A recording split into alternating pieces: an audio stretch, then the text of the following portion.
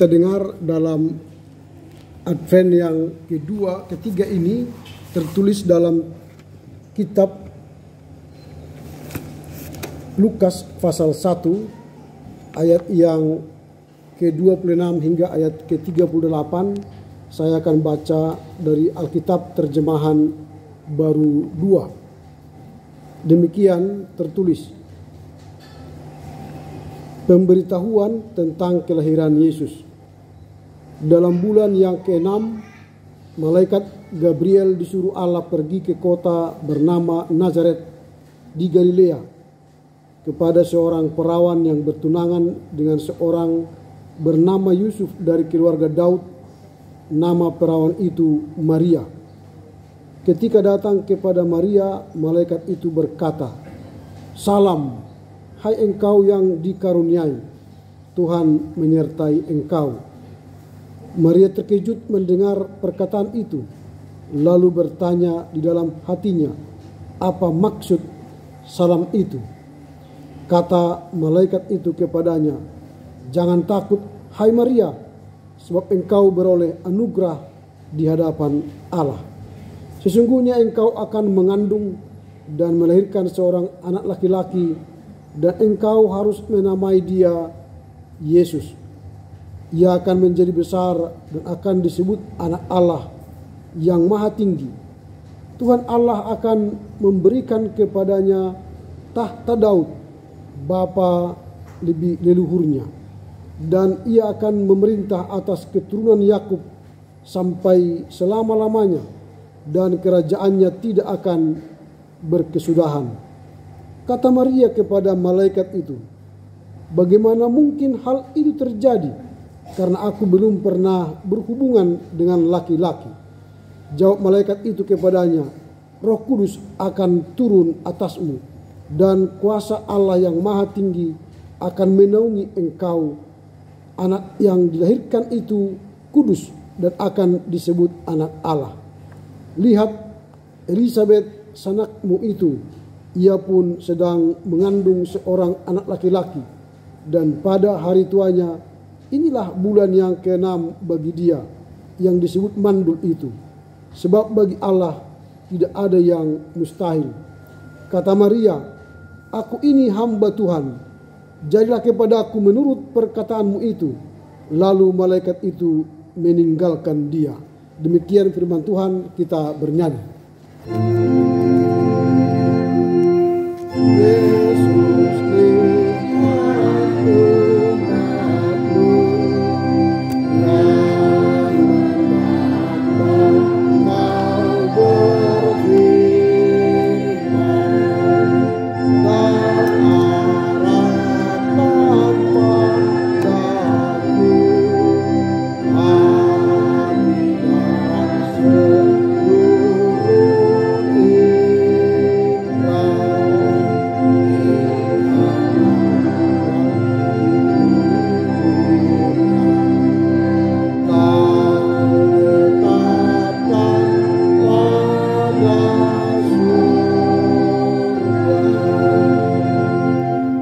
Selamat Advent bagi kita semua. Kita bersyukur karena kita telah memberi yang terbaik bagi Tuhan dalam pelayanan kita 1 minggu yang lalu, dalam kesaksian, persekutuan, dan pelayanan kita di tengah keluarga, gereja, dan masyarakat. Dan kini tiba saatnya bagi kita untuk memuliakan Tuhan. Kita hadir di gereja GKPA Diski ini untuk bersyukur, memuliakan Tuhan atas segala kebaikan yang kita peroleh, keselamatan dan kehidupan yang kekal.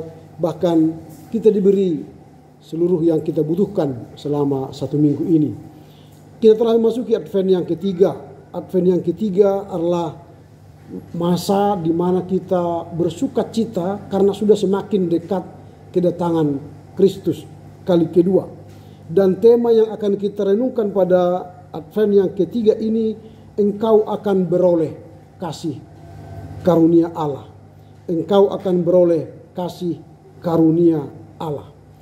Maria tadi yang kita baca dalam teks mendapatkan kasih karunia Allah.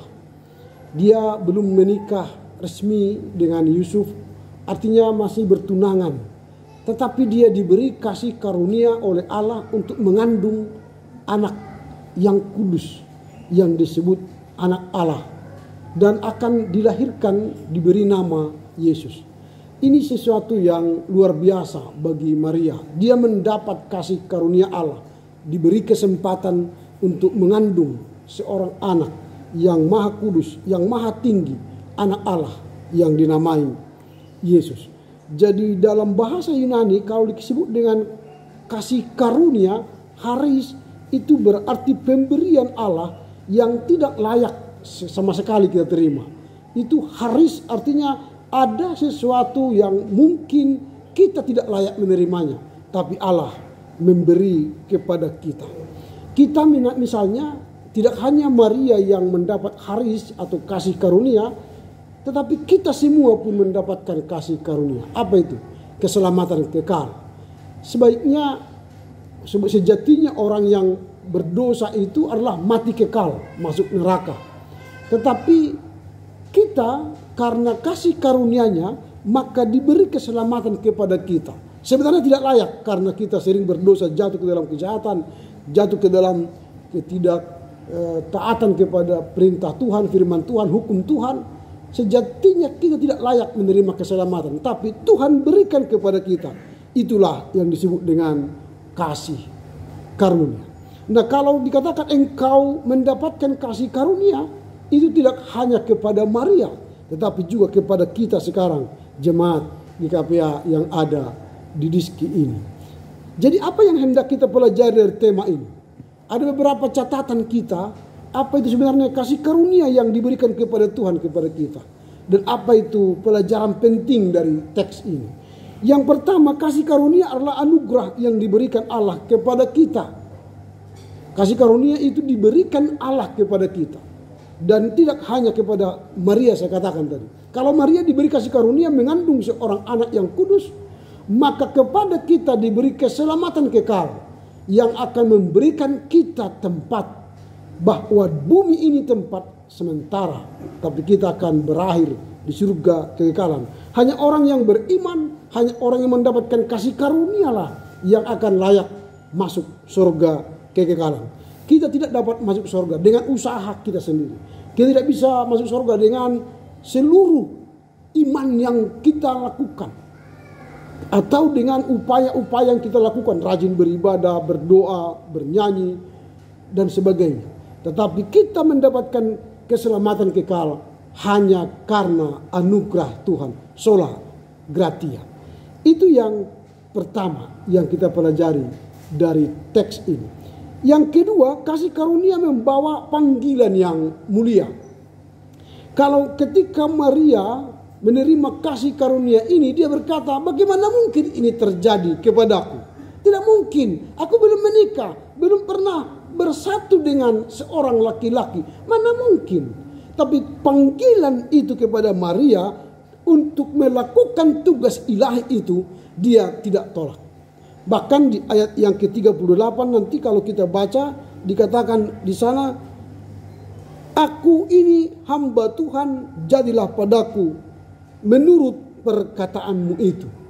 Berarti dia ketika dipanggil untuk melakukan pekerjaan Allah, dia bersedia untuk melakukannya. Tadi kami di Perhobasan memanggil mahasiswa ST Abdul Medan. Saya katakan, jangan duduk di sana setiap minggu, duduk di sini. Karena di sinilah kamu melayani. Kau bukan dilayani, tapi melayani. Sebagai mahasiswa, mengambil bagian dalam pelayanan. Kalau duduk di sini nanti, mana mungkin Amang Sintua memberikan tugas kepada kalian. Lalu saya katakan, di sinilah duduk. Supaya apa? Mengambil bagian. Tadi saya lihat Korina, Korama, Napo Sebulung sudah memberi lagu pujian. Senang mendengarnya. Saya senang dan saya suka. Artinya GKPA Diski sudah menerima panggilan yang Tuhan berikan kepada kita. Apa yang ada pada kita, berikanlah untuk Tuhan. Apa yang ada pada tangan kita, apa yang ada pada pikiran kita, apa yang ada pada hati kita, berikanlah kepada Tuhan. Nanti tahun depan, Korina tadi saya lihat hanya 6 orang, tahun depan sudah tambah 2 orang itu nanti. Ada Elizabeth, ada Juliana, masuk nanti ke Korina. Menambah kuat untuk kuat menjadi persekutuan perempuan GKPA. Korama juga 6 tadi. Nanti tahun depan sudah ada 4 tambah. Ada Adi Rizky, ada Erwin, ada Freddy, ada Joshua. Masuk nanti Korama. Saya dulu waktu mahasiswa STTA Besar Medan, walaupun saya belum menikah, saya masuk Korama GKPA Jalan Lagoboti Pematang Siantar. Karena di situ kita berlatih memuji Tuhan. Di situ kita dilatih menjadi ama nanti kelak. Di situ kita dilatih untuk bersekutu dengan orang tua yang kita kasih. Jadi jangan takut.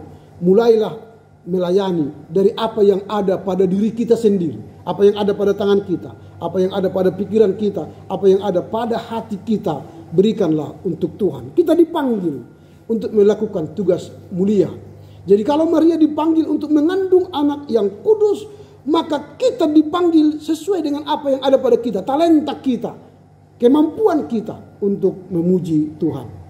Ini yang perlu. Jadi jangan tunggu setelah tua untuk melayani Tuhan. Apa yang ada sekarang, apa yang ada di tangan kita, saya katakan, saya ulangi, apa yang ada di pikiran kita, apa yang ada di hati kita, berikanlah untuk Tuhan. Talenta ialah segala sesuatu yang ada pada kita, kita berikan untuk kemuliaan Tuhan dan untuk damai sejahtera bagi sesama manusia. Jadi apa yang ada pada kita jangan tunggu nanti diberi untuk Tuhan. Kita dipanggil sekarang di Apen yang ketiga itu.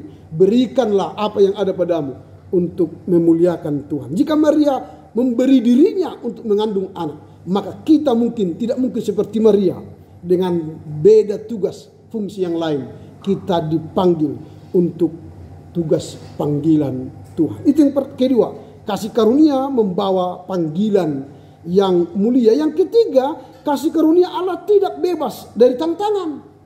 Jadi jangan nanti dikatakan aku dipanggil Tuhan menjadi penyanyi atau masuk kor vokal grup ama, vokal grup ina atau napa seburu. Tidak ada tantangan. Ada tantangan.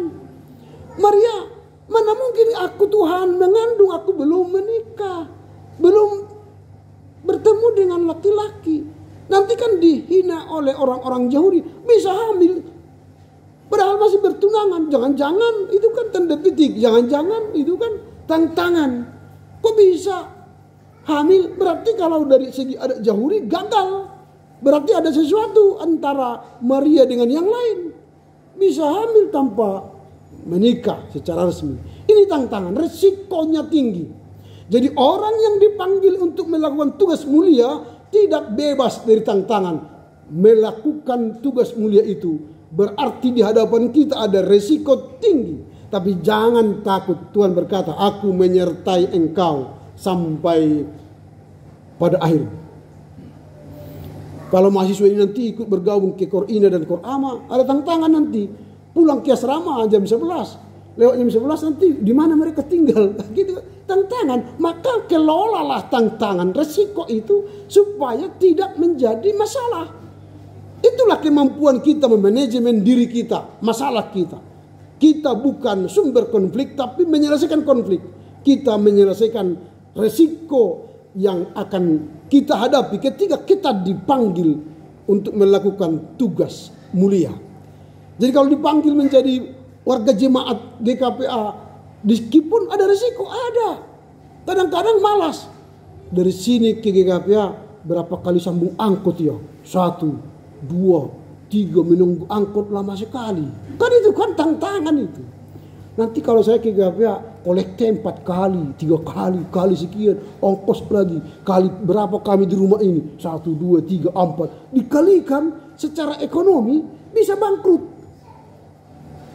Bisa bangkrut kalau kita kali-kali ekonomi kepada Tuhan. Tapi kalau kita pakai kali-kali iman, maka semua itu tidaklah kita takutkan. Karena ketika kita memberi yang terbaik bagi Tuhan, Tuhan akan memberi lebih daripada yang kita beri untuk Tuhan. Amin. Itu. Jadi main hitung-hitungan itu manusiawi. Tapi jangan pakai ekonomi ke Tuhan. Karena sumber yang ada di dompet kita, di rekening kita pun itu dari Tuhan. Jika kita beri, maka Tuhan akan memberi. Mungkin tidak langsung uang plus, jangan langsung uang rekening kita jadi 1 miliar misalnya. Enggak. Tapi kita diberi kesehatan pun itu sudah lebih dari miliar. Kalau kita didiagnosa kanker, tumor, habis kan. Kalau ke rumah sakit tidak ada uang dikredit mencicil ke rumah sakit, bayar tunai. Itu. Tapi kalau kita ke gereja bisa kredit, bisa. Itu bedanya. Jadi jangan untuk Tuhan kredit kepada rumah sakit kontan. Kepada Tuhan itu kontan. Diri kita persembahkanlah tubuhmu sebagai persembahan yang mati, yang hidup. Jadi berilah apa yang ada pada kita selagi masih hidup. Kalau di zona meradian, gak bisa lagi kita beri apa-apa untuk Tuhan. Kita akan menjadi masalah. Kalau kita sudah mati, di kamar pun 1 hari gak mau diberi Tuhan, diberi keluarga. Setelah mati pindahkan ke ruang tengah. Ada 1 bulan di ruang tengah? Tidak, paling-paling 1 minggu. Itu pun kalau hebat. 1-2 hari langsung bawa ke sana itu. Enggak mungkin di sini. Karena apa? Kalau sudah tak bernyawa, kita tak berharga lagi. Baik di keluarga. Tapi Tuhan mengatakan berharga bagi Tuhan kematian orang yang beriman. Kalau tidak beriman, kurang berharga juga. Berarti nilai kita kalau ada iman, kalau kita melakukan tugas panggilan yang mulia, itu yang berharga bagi Tuhan. Jangan takut memberi apa yang ada pada kita, karena Tuhan akan lebih memberi dari apa yang kita beri bagi Tuhan. Yang keempat, apa yang kita pelajari dari tema ini? Kasih karunia menuntut iman dan ketaatan. Kalau hanya ya kata Maria tapi dia tidak beriman, tidak taat, jadikah Yesus dikandung oleh Maria? Tidak. Dia berkata, ya Tuhan aku mau. Tapi dia tidak beriman. Bagaimana mungkin itu terjadi? Seolah-olah ragu. Bagaimana mungkin itu Tuhan terjadi? Ada keraguan bagi Maria. Tapi Roh Kudus menguatkan Maria. Dalam teks yang kita baca tadi. Ketika kita ragu, disitulah peran Roh Kudus meneguhkan kita. Menguatkan iman kita. Supaya apa? Kita mau taat terhadap keputusan dan kehendak Tuhan. Jadi jangan ragu akan iman kita. Kalau kita sudah beri untuk Tuhan, jangan ragu. Nanti aku miskin, nanti aku tidak ada aku makan lagi, tidak ada lagi aku pakai untuk bayar ini, bayar itu, bayar sama. Jangan ragu. Ketika kita sudah beriman memberi yang terbaik untuk Tuhan, maka Tuhan mencukupkan kebutuhan kita. Memberi diri kita, memberi pikiran kita, memberi apa yang ada dalam pikiran, hati dan kehidupan kita secara totalitas. Tuhan akan menjamin kehidupan kita. Lalu yang terakhir, apa yang kita pelajari dari tema ini? Kasih karunia Allah membawa sukacita dan pengharapan. Jadi ketika kita mendapatkan kasih karunia, maka sukacita akan kita terima. Dan pengharapan yang luar biasa. Ketika Maria menerima panggilan itu, dia penuh sukacita. Lalu dikatakan pergilah bertemu dengan Elizabeth. Elizabeth mengandung, dia sudah bulan ke-6, mengandung anak laki-laki. Lalu ketika dia berpelukan dengan Elizabeth, anak yang dalam kandungannya pun ikut bersorak-sorai. Itu artinya sukacita besar itu bisa terjadi kalau kita melakukan panggilan Tuhan itu. Jadi jangan ragu, jangan takut, jangan malu-malu ketika Tuhan memanggil kita untuk memberikan apa yang terbaik dalam diri kita untuk Tuhan, maka sukacita akan terjadi dalam kehidupan kita. Dan ada harapan baru untuk hal-hal yang tidak mungkin kita harapkan, tapi Tuhan akan memberi di luar yang kita persiapkan. Pertanyaan kita berikutnya ialah, apa yang harus kita lakukan supaya kita mendapat kasih karunia Tuhan? Itu yang penting. Tadi kalau Maria dalam teks itu sudah kita lihat bahwa Maria mendapatkan kasih karunia. Sekarang kita, bagaimana supaya kita juga mendapatkan kasih karunia sama seperti Maria? Apa yang harus kita lakukan? Yang pertama, kita harus memiliki kerendahan hati dan berserah kepada Tuhan.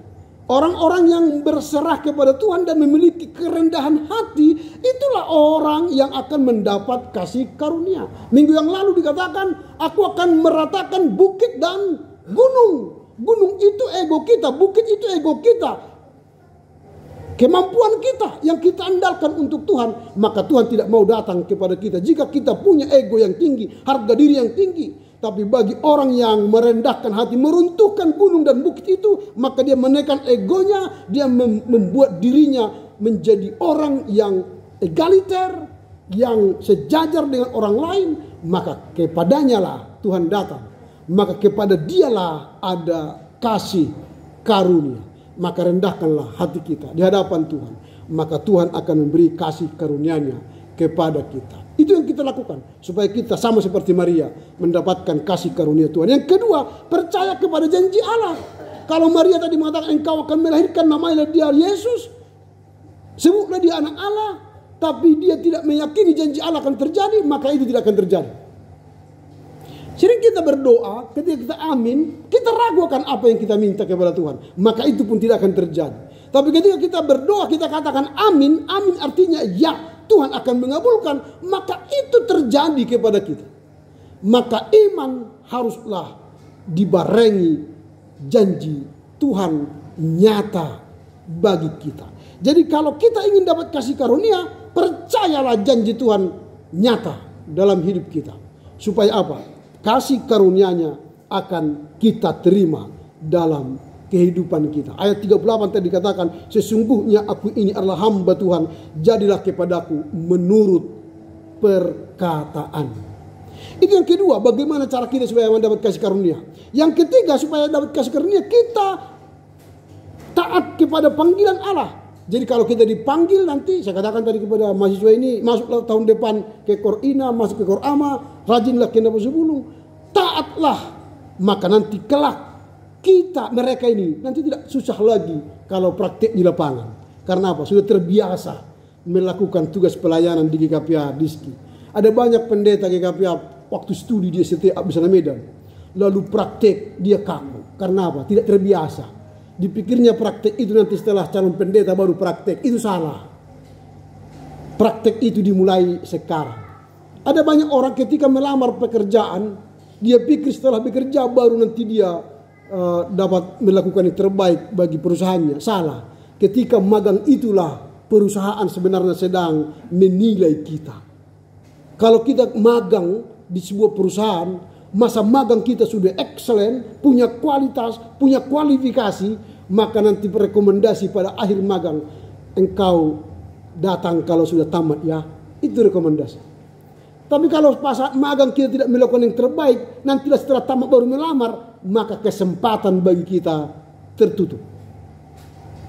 Jadi hati-hati. Jadi masa studi ini adalah masa pembentukan. Di sinilah masa kita mengabdikan diri untuk Tuhan. Itu yang ketiga. Marilah taat. Mungkin hal-hal kecil di rumah tangga kita. Taat. Baca Alkitab. Taat. Berdoa. Taat. Bernyanyi. Buku Ende itu kita nyanyikan satu persatu. Dari ayat nomor 1 sampai nomor 400 sekian. Kita nyanyikan, taat kita menyanyikannya. Wah, itu luar biasa. Ini buku Ende hanya kita nyanyikan hari Minggu. Habis itu nggak ada lagi. Kidung Jemaat kita nyanyikan hari Minggu. Habis itu nggak ada lagi. Kapan kita mau bernyanyi, berlatih, bernyanyi? Di sorga nanti tugas kita hanya satu. Bernyanyi untuk Tuhan. Kalau di bumi tidak terbiasa bernyanyi, bagaimana masuk sorga? Lalu Tuhan, kau nggak layak ke sorga bro. Kenapa? Tak pernah kau nyanyi di bumi. Hanya ketika di gereja kau menyanyikan buku yang Kola Mandeling. Hanya di gerejanya kau menyanyikan Kidung Jemaat. Nggak layak bro, nggak terlatih katanya.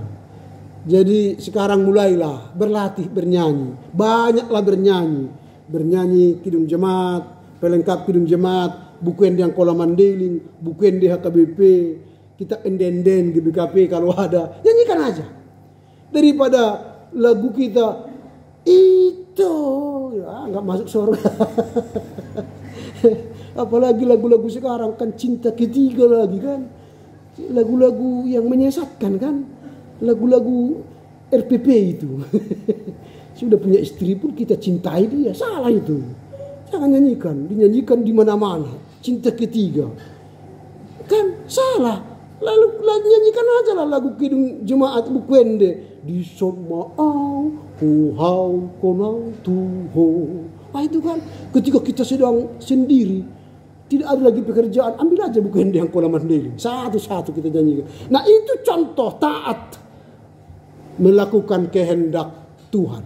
Kalau orang-orang, saya sudah pernah katakan ya, kalau kita baca nanti Mazmur 69 ayat 31-32, berharga nyanyian itu bagi kita, bagi Tuhan. Kata Tuhan, satu lagu itu dihargai Tuhan berapa harganya?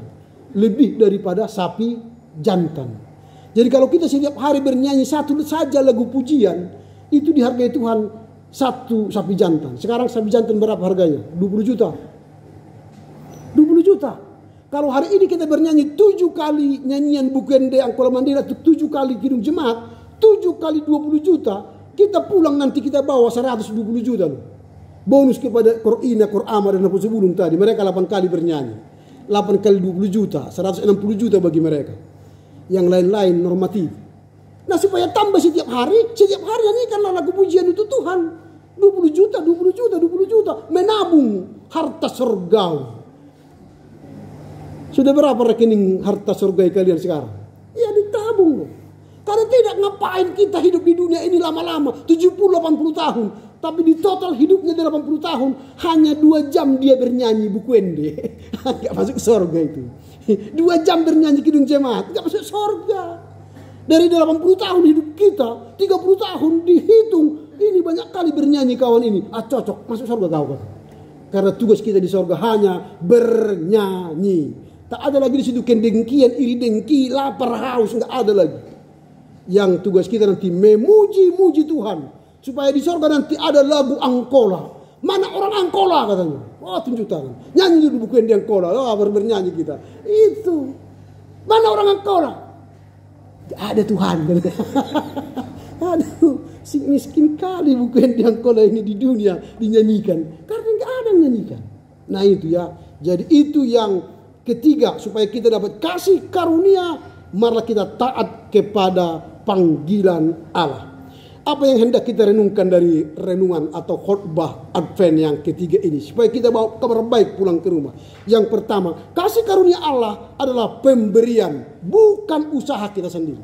Jangan kita anggap setelah kita rajin beribadah, rajin berdoa, rajin membaca kitab suci, maka Tuhan memberikan kita kasih karunia. Tidak, itu cuma-cuma. Bukan karena usaha kita, karena kehebatan kita, tidak. Karena anugerah Tuhan kita beroleh kasih karunia. Yang kedua, kasih karunia membawa tanggung jawab bagi kita. Kalau kita sudah berikan kasih karunia kepada kita, maka bertanggung jawablah untuk mengemban tugas itu. Maria bertanggung jawab.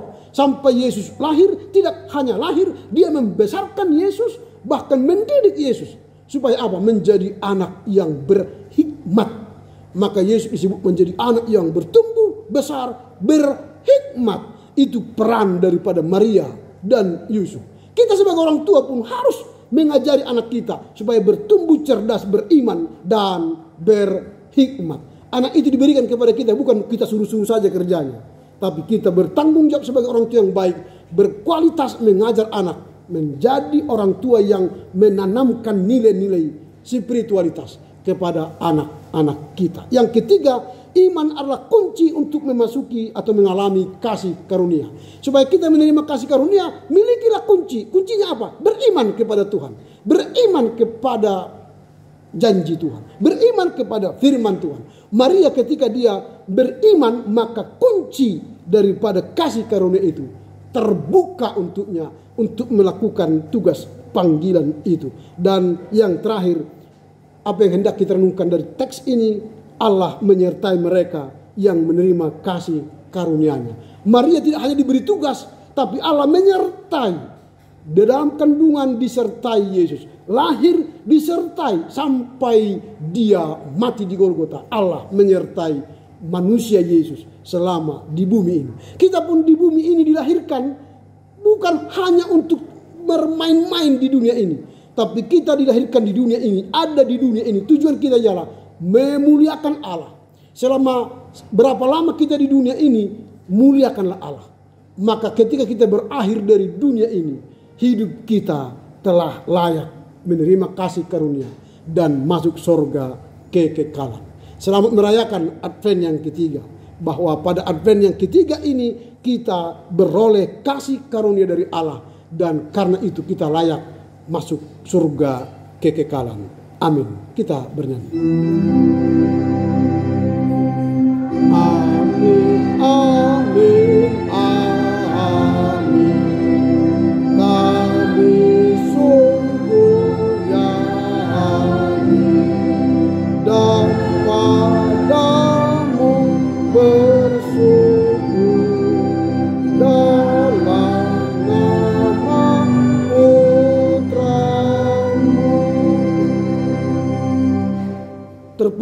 Engkau Bapa, pada Advent yang ketiga ini Engkau memberi kami kasih karunia-Mu, sama seperti Maria mendapat kasih karunia di hadapan Tuhan. Maria mengandung bayi kudus, anak yang maha tinggi, anak Allah, Yesus Kristus. Kami sama seperti Maria mengharapkan dapat kasih karunia daripada Engkau. Karena itu ajar kami supaya kehidupan kami terbuka untuk kasih karunia-Mu, bukan karena kami melakukan kebaikan atau kehebatan kami, perbuatan baik kami, tapi karena Tuhan memberi kami anugerah kasih karunia itu. Kiranya melalui kasih karunia yang Tuhan berikan kepada kami, kami bertanggung jawab, bahkan kami beriman sebagai kunci untuk menerima kasih karunia itu. Dan Tuhan mampukan kami untuk menanggung perjalanan iman kami dan untuk melakukan tugas panggilan yang Tuhan berikan bagi kami. Sertailah kami hingga akhirnya. Terima kasih Bapa, mampukan kami mengerti, memahami firman-Mu dan melakukannya dalam kehidupan kami sehari-hari. Amin.